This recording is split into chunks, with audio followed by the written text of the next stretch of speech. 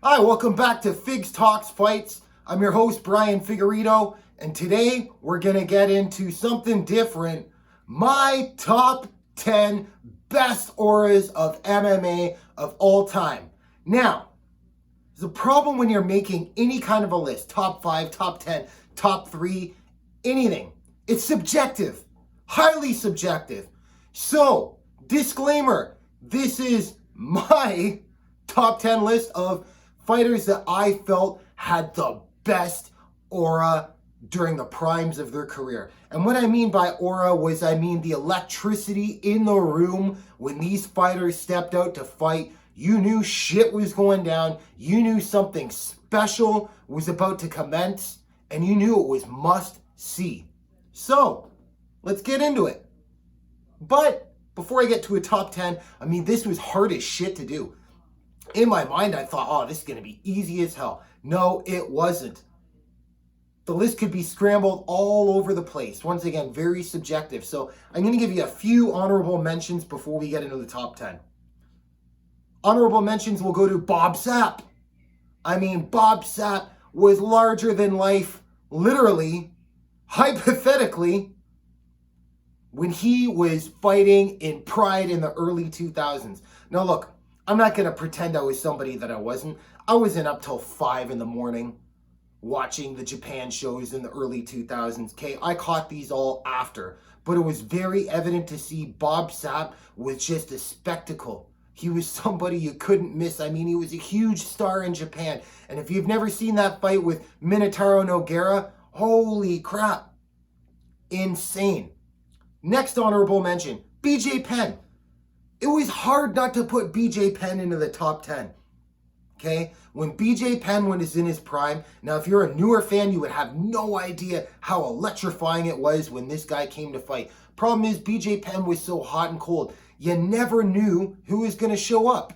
It was a joke back in the day. Is it going to be motivated BJ Penn? Is it going to be angry BJ Penn? Is it going to be the BJ Penn who showed up against Matt Hughes for his rematch at UFC 63 saying, I mainly surfed in this training camp. I beat him before. I mean, he was a little too hot and cold. Now, the next honorable mention, it was very hard. I mean, it could be 10A, 10B. But Mirko Cro Cop, the famous right kick hospital, left kick cemetery. I mean, name it. Name it. Name anyone this guy landed a freaking head kick on, especially in his Pride days, his K1 days, his special match fight with Wanderlei Silva the first time they fought in Pride. I mean, taking off the Lucho Libre's head. What the hell was that? Alberto Del Rio, okay? I mean, Alexander Emelianenko. The list goes on. His war with Fedor Emelianenko. Holy crap, Cro Cop was a scary guy. But not enough to make it into my top 10. So, let's do this. Coming in at number 10. Wanderlei the Axe Murderer Silva. Now, when Wanderlei Silva, when he's in his prime, and, you know, pre-surgery Wanderlei Silva, he looks like a completely different person now. Anytime you saw this happening before the fight started, you knew shit was going to go down. Wanderlei Silva, I mean, there is a slogan out there. Can you answer to violence and brutality in those split seconds? I mean, there's a lot of us that feel that way. Sure, of course, in that heat of the moment, it's, fight or flight, right? Wanderlei Silva enjoyed putting beatings on people. There are highlight reels of these poor Japanese guys who were completely outmatched. Okay, I'm not talking about Sakuraba, okay, where he would just literally be grabbing onto the ropes and stomping on these guys and smiling the whole time. Wanderlei Silva was vicious back in the day. He was arguably a pound for pound great, especially from 2002 to 2005. I think he had 20 wins in a row in Pride, going through Grand Prix, open weight Grand Prix. He was literally the fucking axe murderer, incredible fighter. And every time Wanderlei Silva just walked onto that platform in Pride and was walking down to the ring, you knew shit was about to go down. So that's my number 10. Number 9, Brock Lesnar.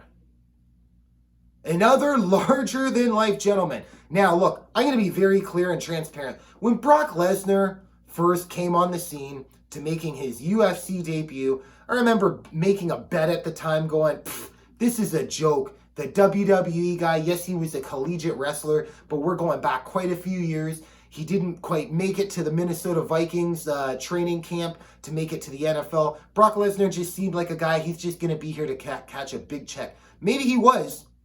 But I'll just tell you what, when he made his debut against Frank Mir, I took a big gulp about 6 or 7 seconds into that fight, watching my money go down the drain. Holy shit.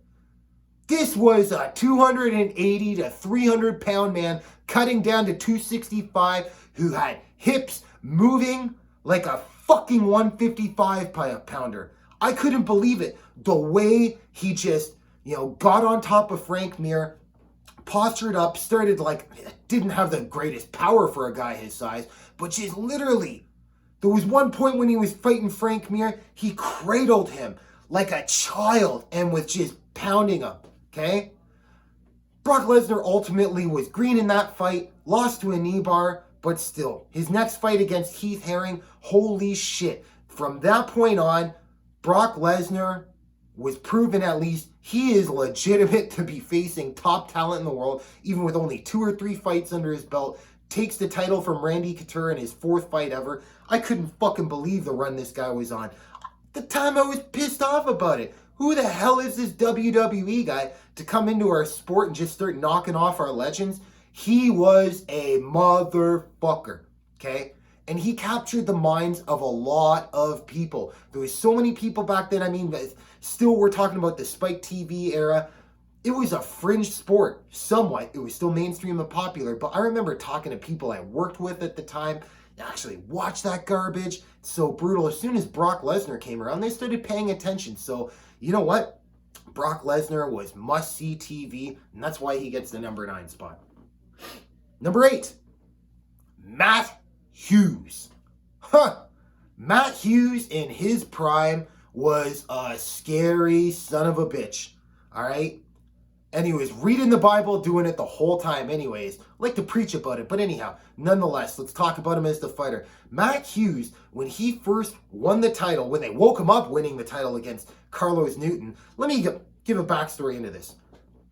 The original welterweight champion of the Ultimate Fighting Championship was a guy named Pat Miletich. Miletich ran Miletich Fighting Systems. MFS is what it was known for. You had Matt Hughes, Tim Sylvia, Jeremy Horn, Robbie Lawler, Jens Pulver, the list of Tony Frickland, the list just goes on. They were an incredible team back in the day. They were ahead of the game, okay? Matt Hughes was one of the number 1 contenders in the UFC at the time. So Pat Miletich loses his title to Carlos Newton. Canadian Carlos Newton, okay? Carlos Newton's about to make his defense. Pat Miletich couldn't take the fight. Matt Hughes says to Pat, are you sure can I have your blessing to take the fight? Great fight. Matt Hughes is just controlling him on the ground, okay? Evading the great jiu-jitsu of Carlos Newton. Carlos Newton throws up a triangle against the fence. Matt Hughes, very famously, picks up from the triangle position, stands up with Carlos Newton, all right? Wasn't as crazy as a Rampage Ricardo Arona slam, but slams Carlos Newton unconscious. Matt Hughes, as soon as he's slamming, is going out of conscious from the blood getting cut off to his head from the triangle choke. Wakes up and realizes, shit, he's knocked out. I just won the title. Gets a rematch against Carlos Newton immediately following because of the controversy on the way this fight ended. Gets him in a crucifix position, I believe, in the 2nd round. If not the 2nd, it was the 3rd round. Elbows, done, fight's over. From then on, Matt Hughes even stopped training at some points. He fought, I remember Sean the Muscle Shark Shirk at UFC 42. Sean Shirk took him to all 5 rounds. Rumor has it that, Matt Hughes only started training 2 weeks before that fight. And that was the fight of Sean Shirk's life. There was guys that worked with him that were even saying during his lunch break, Sean Shirk would get out and move those big, giant green dumpster bins and just start moving it around the parking lot just to keep himself on it. Sean Shirk wanted it, wasn't good enough. Now, Matt Hughes eventually lost his title to BJ Penn, but it didn't matter. Anytime this guy showed up, there was just an aura about him. There was something special that this guy is going to brutalize you. He's going to take you down. He's going to fucking slowly drown you and beat the shit out of you. That's why Matt Hughes gets my number 8. Number 7, Chuck the Iceman Liddell. Now, they called Chuck Liddell the Iceman because he literally seemed to have ice in his veins, cool, calm, collected. Most fighters, I'm pretty sure all fighters, get nervous. Get really nervous before any fight. Hell, if I haven't had a sparring session for a while, I get fucking nervous before that's about to happen. This guy didn't give a shit. Any kind of a fight he had, whether it was a fight in Pride or when he won the UFC title back in April 2005, knocking out Randy Couture, Chuck Liddell was must-see TV. He had a granite chin that you could literally take a lead pipe to, all right? His defense, as far as striking goes, was to take the fucking shot because it didn't matter. He would take your shots, deliver 2 or 3, and literally, I mean, there was guys that he would barely hit clean, go out like that. Rewatch the Vernon Tiger White fight from UFC 49. Incredible war those two guys had. Chuck Liddell just literally reset, looked to his corner, step back, straight right. Vernon White was out cold. He was brutal and ruthless. Anytime you heard his music coming out and he walked out with that fucking smirk on his face, you knew shit was going to go down. Even towards the end of Chuck Liddell's career. And I'm talking about the Rashad Evans fight, the Shogun fights, even the Rich Franklin fight. There was an electricity in the air every time the Iceman came, and you knew something serious was about to go down, okay? Whether it was his own demise towards the end of his career or the brutality he was about to put on his poor opponent, Chuck Liddell, you could feel the ice in the air when he walked into the cage. So that's why Chuck Liddell makes my number 7. Number 6, Conor McGregor. All right, yeah, I know. Conor McGregor, he either has detractors that are going to say, man, that guy sucks. Conor sucks. He can't do shit. Anybody legit that he faces, he loses. Or you have his super fans that just think, man, this guy can walk on water. He could just literally go up to, I don't know, I've never watched an episode of Game of Thrones in my life, but there's that giant guy, I think they call him the fucking Mountain. People think he could actually take out the Mountain because of some lame sparring footage they had. It wasn't even sparring, it was just this giant beast of a human being playing with Conor McGregor. But needless to say, when Conor McGregor was fighting in the UFC from his debut, I believe it was in April of 2013, he debuted on the Sweden card, all the way up to his first loss in the UFC against Nate Diaz, there was an aura about him that was incredible to watch. And it was crazy because you had super fans that just thought, this guy's never going to lose to anybody. And then you had people that's like, the next guy is going to get him. The next guy is going to get him. Felt like in hindsight, Conor McGregor was not getting the due that he deserved. Even though he was well promoted, well hyped, it seemed like it was more hype to the general public until what he did to fucking Chad Mendes and then knocking out Jose Aldo in 13 seconds. Plus, they were calling him Mystic Mac back in these days. Still do call him Mystic Mac. He's just not good as,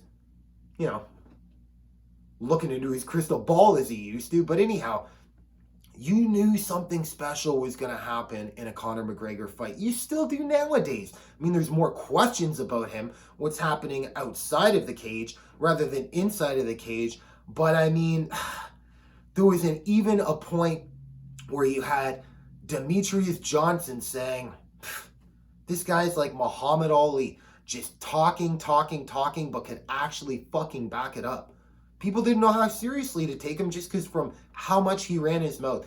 Conor McGregor, absolutely legit. I don't even know if he's at his prime, past his prime. The rest of his career we'll have to see. But I'm going to have to put him in at number 6 just from what he did from 2013 to 2016 alone.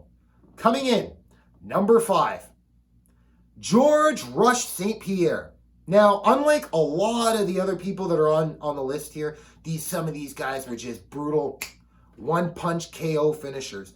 George St. Pierre, although he did demonstrate power in quite a few of his fights, he was one of the most cerebral fighters. And in my opinion, if you take away all the PED infractions, I think to his counterparts, I believe George St. Pierre is likely your greatest fighter of all time. When George St. Pierre fought, especially in his prime, you didn't know exactly what was going to happen. You just knew that whatever his opponent thought was going to happen, give me a break. You were always zigging while you should have zagged, and George was probably the best at doing it. He would keep fighters comfortable striking so that they could commit to it, put them on their back. He would give them false sense of security to set up a submission. He would go through that half guard pass. He would slowly do the can opener, break your posture with elbows, slide to the side, get a bit of shoulder pressure on you, beat you up to the ribs, to the heads, scoot his hips out, and then just get side control and put a beating on you. If you stood up with him, great. He was pretty fucking good at that aspect of the game too. Didn't matter. Even his comeback fight against Michael Bisping, I still had goosebumps coming into that fight. I couldn't believe it. For him to go on a 4-year layoff, come in, and you can say whatever the hell you want about Michael Bisping. His resume is going to age rather well. Rather fucking well. In fact, Bisping's only been retired for a couple of years. Go on Wikipedia, look at his record right now. He fought a who's who. And St. Pierre pretty much puts Bisping on his ass in the 3rd round, knocking him silly, throwing elbows, and chokes him unconscious with a rear naked choke. George St. Pierre, when he was fighting, especially in his championship days, you knew something special was about to go down. Okay? And that's why he makes my number 5. Number 4, John Bones Jones. Now, the first time I saw John Bones Jones fight live was actually on the undercard of the UFC 94 card, which was George St. Pierre welterweight championship defense against BJ Penn's lightweight championship. Okay, that was the first champ versus champ fight back in the day. To me, that was one of the biggest feeling fights of all time. And that was John Jones's second fight in the UFC. He made his debut against a gentleman named Andre Gusmao. It was a decent match, but it was buried on the prelims. And back in these days, they didn't have the prelims. And they didn't even put it on Facebook back then. It's just, I would have to buy the DVD 3 months after the pay-per-view came out just to watch all the prelim fights. So the first time I saw him live was against Stephan Bonnar. Now look, Stephan Bonnar isn't a top 3 world beater, okay? But he's a very legitimate contender, okay? Especially in 2008, 2009, he was still only a few years removed from that incredible war he had with with Forrest Griffin for the first inaugural Ultimate Fighter finale. And who the hell is John Bones Jones? I think he was only like 19 or 20 years old at the time.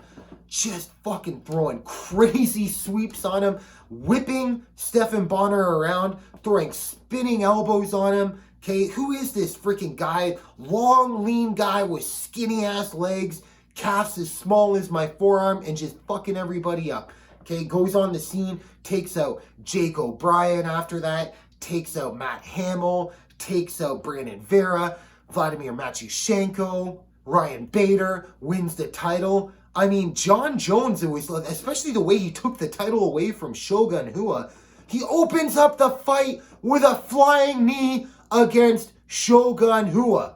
We're not talking about a washed up Shogun Rua who you're concerned about his chin during a fucking pillow fight. No, we're talking about just the edge of the prime of Shogun. Maybe just 3.5 years removed from him winning the 2005 middleweight, I should say, Pride Grand Prix.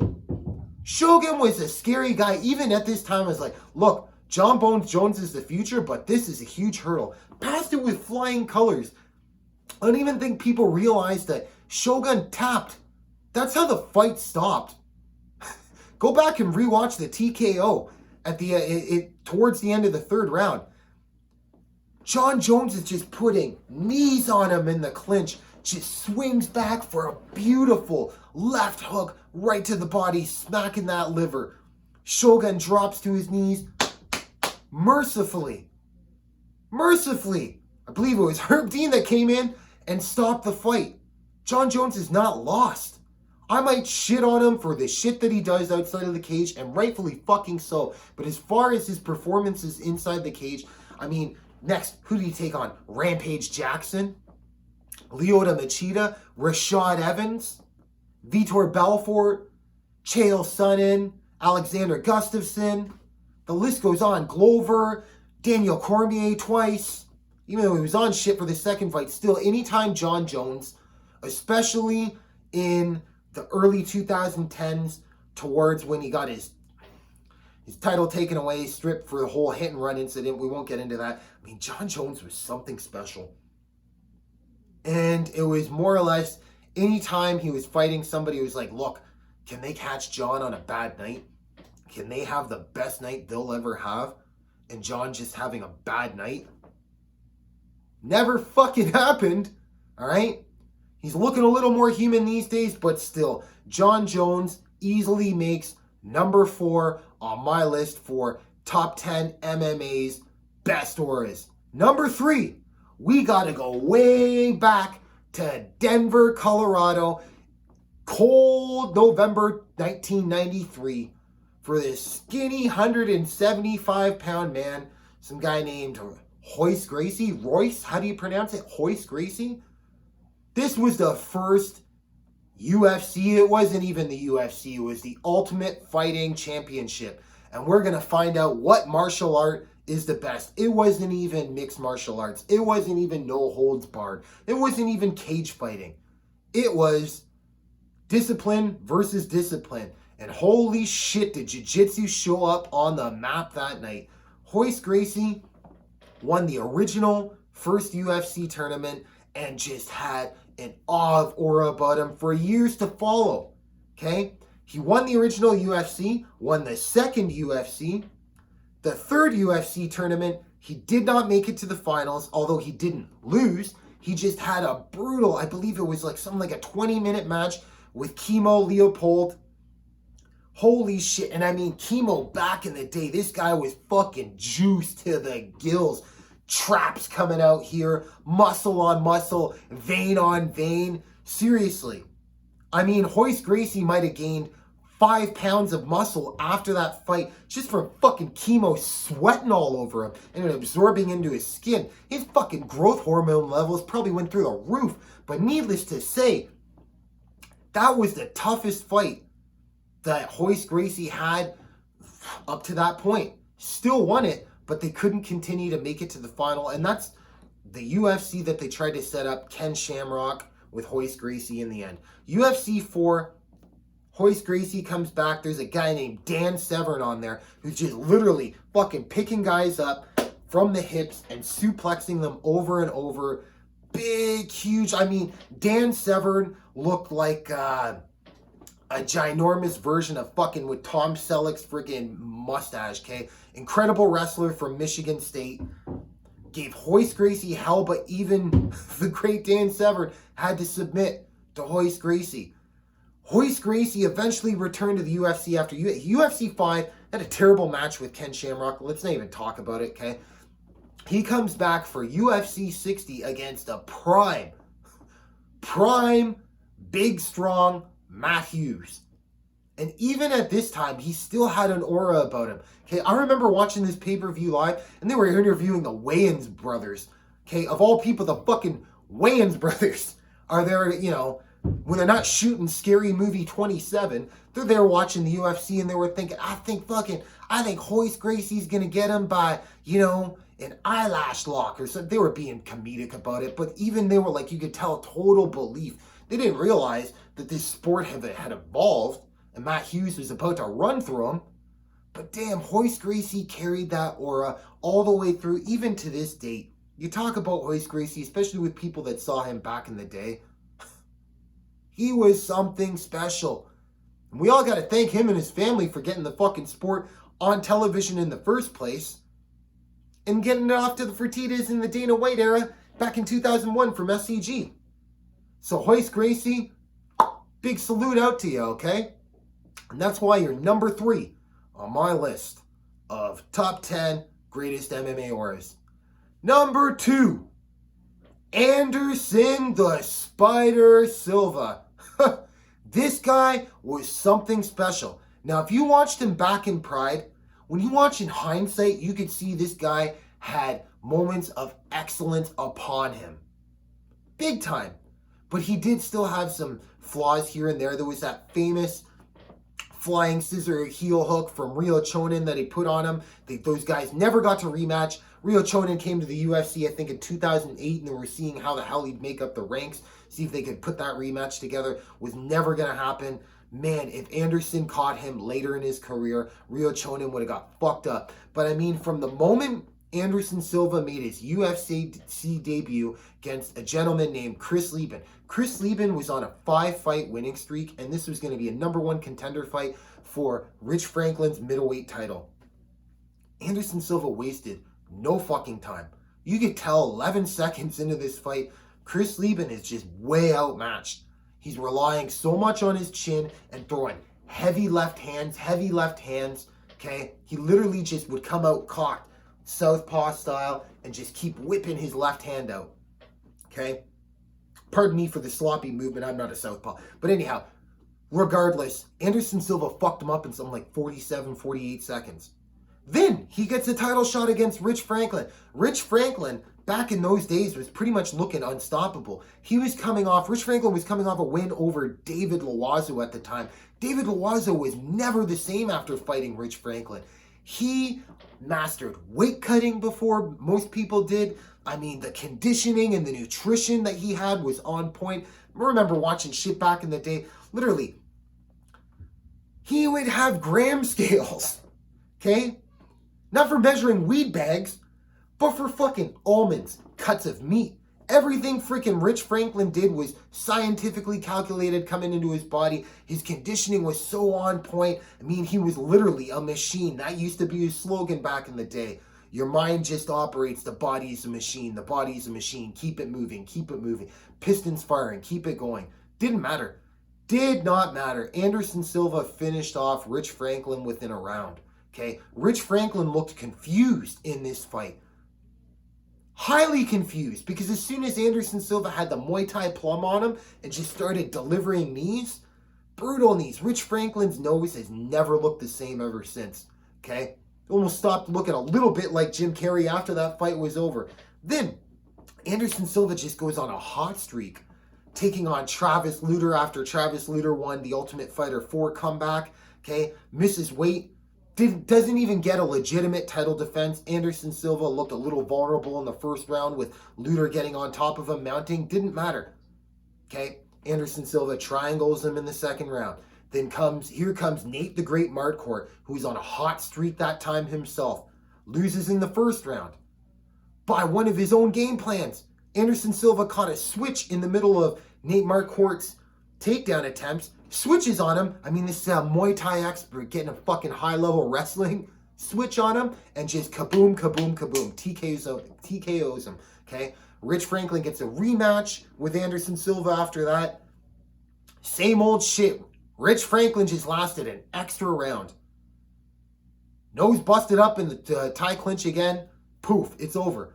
Then he fights Dan Henderson at UFC 82. Dan Henderson was your Pride welterweight champion, which was 183 pounds, okay? Which was equal to UFC's middleweight championship at 185 pounds. This was one of the first organization title unifications. Dan Henderson looked good for the first round, but as anybody that looked good against Anderson Silva in his career, he just turned around and fucked you up. Rear naked choke win. Anderson Silva's second round. Then he goes up to 205, fucks up James Irvin. Then he goes back down to 185, has that weird fight with Patrick Cote. Patrick Cote's knee blows out in the beginning of the third round. Goes on, the Talis latest fight, weird, then fucking makes Forrest Griffin looks like he shouldn't even be a professional fighter after that. It goes on, so forth, to the Chael Sonnen fight, where Chael literally beats the shit out of him for 23 and a half minutes of a 25-minute fight. And Anderson Silva just finds a way to get a triangle armbar on Chael Sonnen. I mean, Chael was on the brink of winning and just found defeat there. Anderson Silva was something special. Then going into the Vitor Belfort fight, front kick to the face. What? Getting his rematch against Yushin Okami, putting on a clinic in the UFC's return to Brazil at UFC 134. Anytime Anderson Silva fought, I mean, the rematch with Chael Sonnen after that. And then the Stephan Bonner fight, where he literally made Stephan Bonner look worse than he made Forrest Griffin look. He was something very special in his prime. So accurate with his punches. And anytime the curtains closed and he was walking up to the cage, much like a lot of the adversaries on this list, Anderson Silva was something special. You knew shit was going to go down. The way his career's been going towards the end, look, you stick around in this game long enough, it's going to get you. Okay? He's past his prime now. I think he's just turned 44 years old.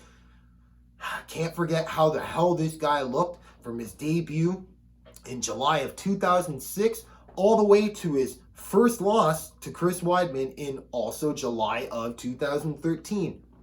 16 fights in a row. I think only a couple of decisions along the way too. And they were against opponents, I mean, in Damian Maia and Talis Latis, he just didn't want to engage him. He was just playing with his food. Anderson Silva, controversies or not, with the whole PED infractions that he's had twice, okay? Do I fall for it? No. But still, all that shit aside, okay, I think a lot of our heroes from the mid-2000s, they were juiced up and they just didn't get caught.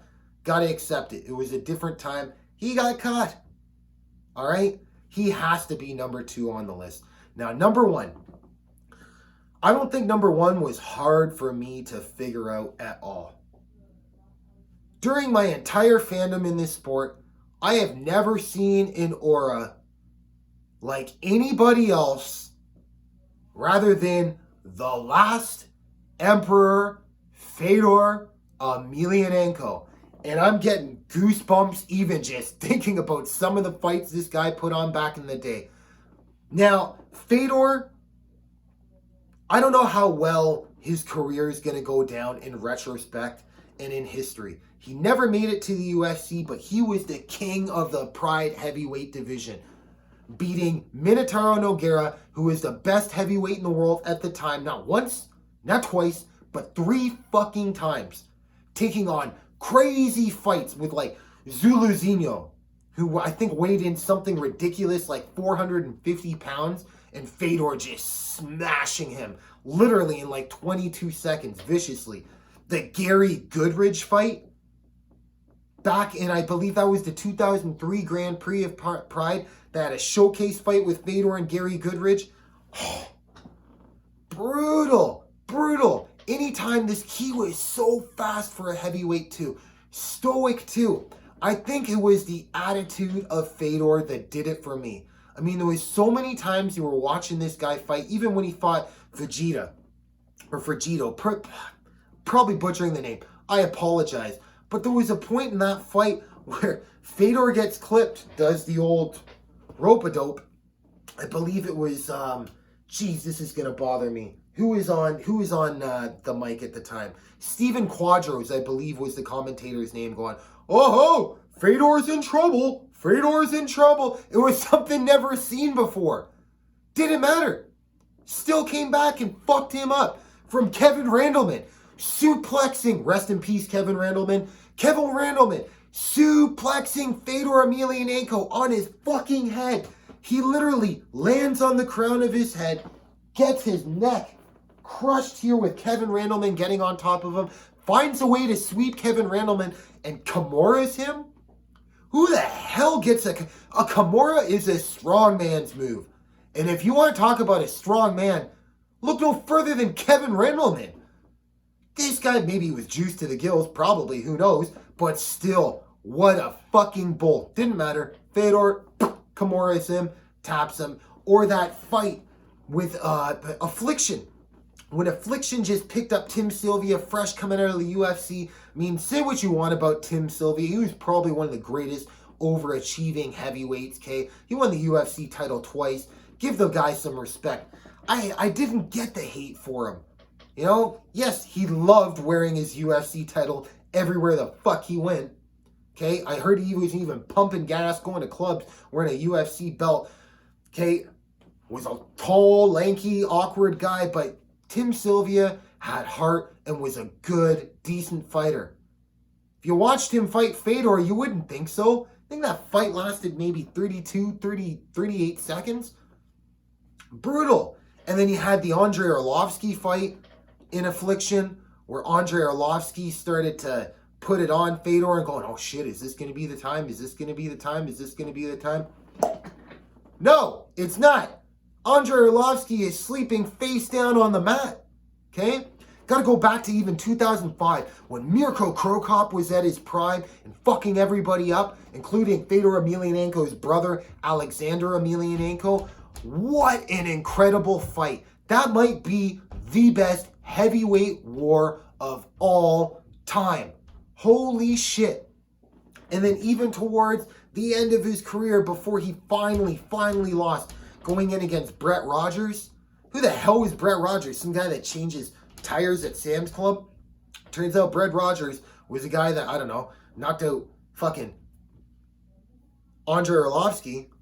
Who the hell did he... I think he also beat Bigfoot Silva. Correct me if I'm wrong on that, okay? I think his only loss at that time was coming to Alistair Overeem.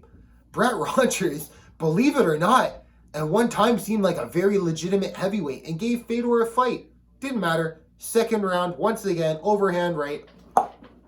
Out cold. He was so fast for a heavyweight, and seriously, it was a laugh at the end of every fight, because from as much nerves as he had going, what the hell is going to happen? As soon as it's over, come on, you knew the whole time, right? So for me, as much as he did, it sucked not seeing him in the UFC. I would have loved to see the Randy Couture fight or the Brock Lesnar fight. Trust me, back in those days, I had serious obsession. I used to even have fucking dreams about, Fedor got signed, Fedor got signed, Fedor got signed. He was a larger-than-life guy for a guy that says maybe all of 2 or 3 words in an entire year. Stoic. Fedor's face is the same when he's happy, sad, angry. I don't even know if he has emotions. It's quite possible he doesn't. He might actually just be a Russian robot that at the age of 39 started to malfunction a bit. Maybe. Probably fucking not. But Fedor, he's my number 1 for greatest auras. So, what the hell do you guys think? Did I get it all wrong? No, because this is my goddamn list. So who the hell would you have in your list? Can you agree with anything I'm agreeing with? Is it all garbage to you? Let me know. I'm probably forgetting about a bunch of people. This was a tough list to compile. I thought it would have been easy, but hey, this is what we got. So if you like the content that we have here today, please give the video a thumbs up. Subscribe to this channel. I know we're in the midst of a pandemic and there's no fights going on, but I'll do my best to keep putting shit out, okay? Leave a comment. If you don't like it, thumbs down. Don't care. Just be safe. Have a great time. Until next time.